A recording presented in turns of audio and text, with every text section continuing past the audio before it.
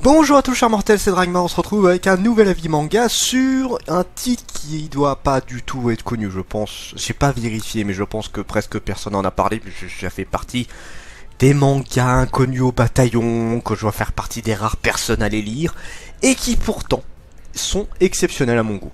Nina du Royaume aux Étoiles. C'est un josei, déjà important à souligner, parce qu'on n'en a pas souvent des josei, je trouve. Romance fantastique fait par Rikashi et la maison d'édition Michel Lafon, que je ne vois quasiment jamais. J'avoue que j'ai quelques titres de chez eux, mais j'ai rarement vu des titres venant de cette maison d'édition. Alors, pour l'histoire, nous suivons Nina, qui est une sans-abri, enfin une personne qui vit dans les rues et qui vit tant bien que mal en essayant de choper des trucs à droite à gauche, en gagnant un petit peu sa croûte comme elle peut. Elle habite avec deux autres garçons qui, pareil, sont dans la même misère, donc c'est des orphelins, hein, les trois personnes. Et elle essaye de se cacher du fait que c'est une fille pour éviter de se faire capturer par les marchands d'esclaves et des trucs du genre. Donc elle a gardé les cheveux très courts et elle cache au maximum ses formes. Donc ça va, elle est pas très vieille, donc elle a pas encore énormément de formes. Et à un moment donné, eh bien, ces deux autres compères vont la vendre pour récupérer de l'argent. En fait, on a Nina, on a deux frères, et il y a un des frères qui va tomber malade, et ils vont vendre Nina à la royauté pour pouvoir récupérer de l'argent pour soigner le petit frère, justement. Trahison, hein, si on peut dire, il n'y a pas de problème là-dessus, et du coup, elle va être achetée pour une raison très particulière. La princesse du royaume a été tuée, est morte dans un accident. On sait pas encore si c'est un assassinat, tout ça. J'ai lu les deux premiers tomes pour l'instant, et je ne sais pas totalement. Bon, vu que c'est lié à la noblesse, tu te doutes qu'il doit y avoir des complots d'assassinat ou des trucs du genre, mais on sait pas encore exactement si c'est réellement un accident ou un assassinat. Et du coup, elle va devoir prendre la place de cette princesse, puisqu'elle ressemble fortement, notamment les yeux, elle a des yeux bleu azur, et du coup, voilà, elle va devoir prendre sa place, sauf que c'est une jeune fille de la rue, elle a pas toutes les manières de la noblesse, elle sait pas parler comme il faudrait, elle a pas les manières à table, les différentes coutumes, tout ça. Donc elle va devoir apprendre et faire en sorte de se faire passer pour la princesse. Voilà, ça c'est pour l'histoire principale. Alors quelque chose d'assez classique, hein. C'est pas la première fois qu'on voit ce genre de truc là.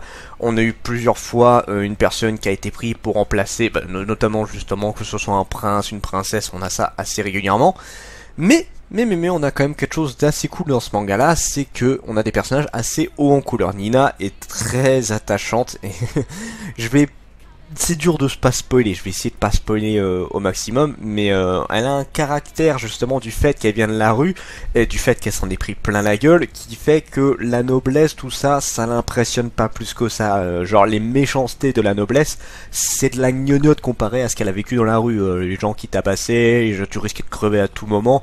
Donc voilà, les personnes qui qui essayent de faire du chantage, qui essayent de te tuer en douce, si on peut dire ça comme ça, de t'humilier en public, tout ça, c'est pas quelque chose que Nina, ça lui fait vraiment peur. Voilà, donc ça c'est un avantage qu'elle a par rapport aux autres personnes. Et le fait de devoir vraiment faire gaffe à tout ce qui est fait est assez marrant. Le prince, justement, un des princes qui s'occupe d'elle, il n'y a pas beaucoup de personnes qui sont au courant que ce n'est pas la vraie princesse. Donc on a un des princes, je crois que c'est le troisième prince si je dis pas de bêtises, qui s'occupe d'elle, qui essaie de l'éduquer pour qu'elle puisse ressembler correctement à la princesse et tout. Pareil, il a un côté très attachant, on va voir qu'il a un caractère bien particulier, que lui aussi il a pas eu spécialement une vie facile.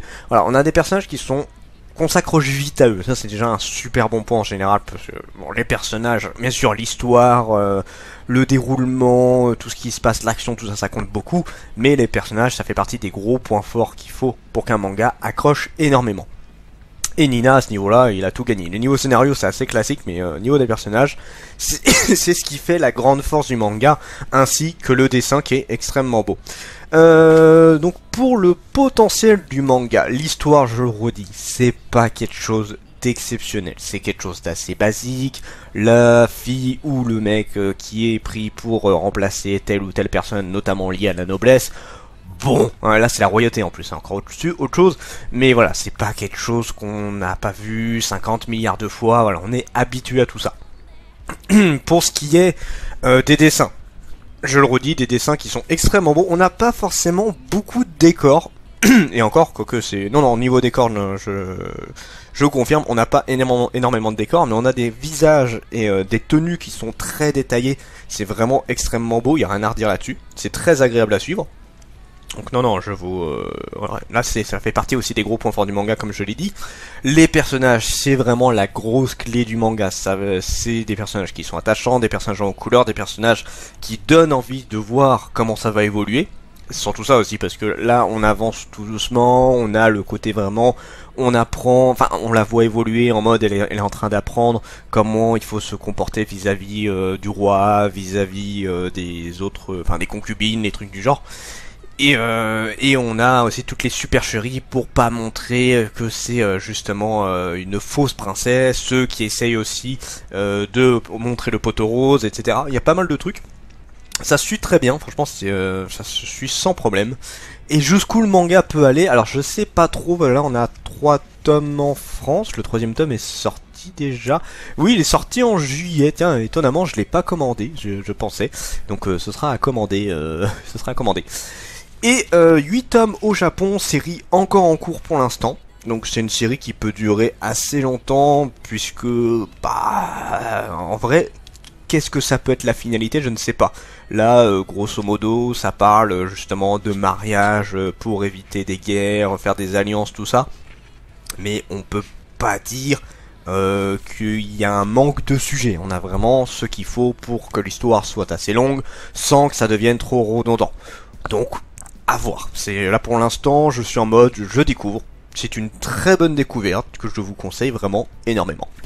Et voilà, c'est tout ce que j'avais à vous dire pour Nina du Royaume aux étoiles. Lisez-le, franchement ça peut plaire à tout le monde. Bon, il faut aimer le côté assez pépère, avec bien sûr les rebondissements, de la trahison, tous les trucs du genre. Mais voilà, c'est vraiment une série qui peut être vue par absolument tout le monde.